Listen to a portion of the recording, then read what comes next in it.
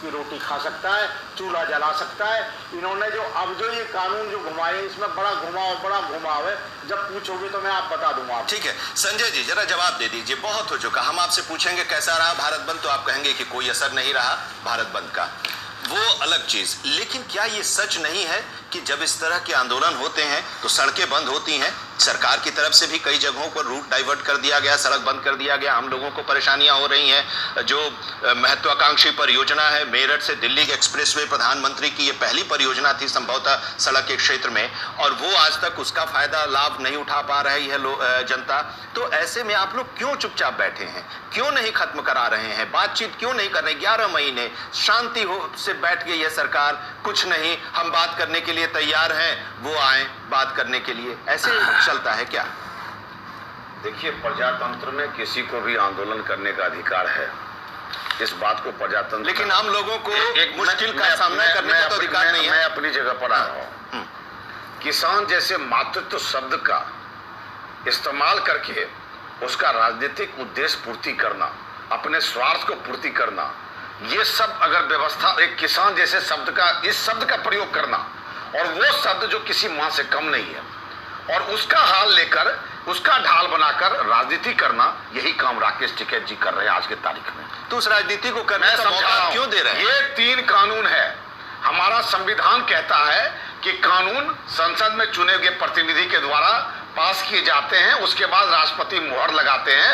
मोहर लगाने के बाद कानून में सिर्फ संशोधन होता है, शर्त सरकार नहीं रख रही है। शर्त ये सो कॉल्ड, जिसको हम किसान नेता कह रहे हैं ना, जिसको हम किसान नेता कह रहे हैं, जो किसान के शब्दों का बाजारीकरण कर रहे हैं, ये उनके द्वारा शर्त लगाया गया है। ये मेरी सोच है। एक मिनट भाई साहब, ये बोलने दीजिए। मैं ये शर्त उनके तरफ से है। हम कानून को वापस लो, ये इनका पहला शर्त है। क्या भारत के अंदर आज तक के तैयार किए गए जितने 2000-2500 से ज्यादा कानून हैं, क्या इसके बाद हर कोई सड़क रोकेगा, हर कोई रेल रोकेगा, हर कोई अराजकता फैलाएगा और कहेगा कानून नहीं? आप, हाँ ठीक है, आप ये बात कर रहे हैं, नहीं कर सकते, कोई नहीं करेगा, लेकिन सरकार भी है, लेकिन सरकार भी है ना, एक व्यवस्था है, सरकार को तो कुछ करना चाहिए ना। कि आइए आप बात कीजिए, हम संशोधन करेंगे। अरे अगर ये किसान नेता होते तो बंगाल के चुनाव में जाते।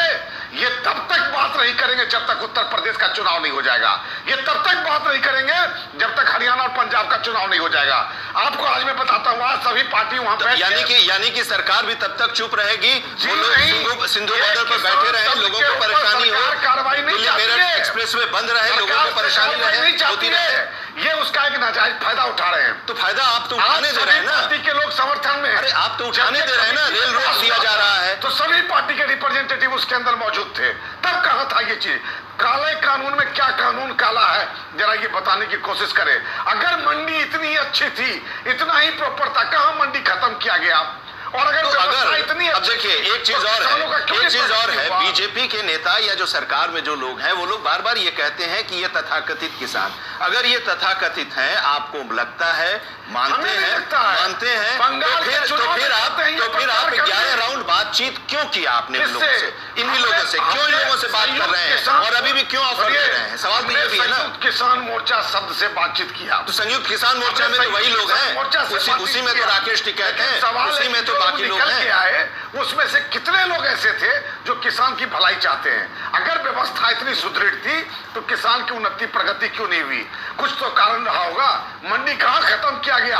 अगर ये कहा जाए कि एक किसान अपना अनाज पूरे विश्व में कहीं भी बेच सकता है, तो इसमें कौन सा अपराध है? ठीक है, जरा चंद्रमोहन जी, कोई किसान को अधिकार है या नहीं है?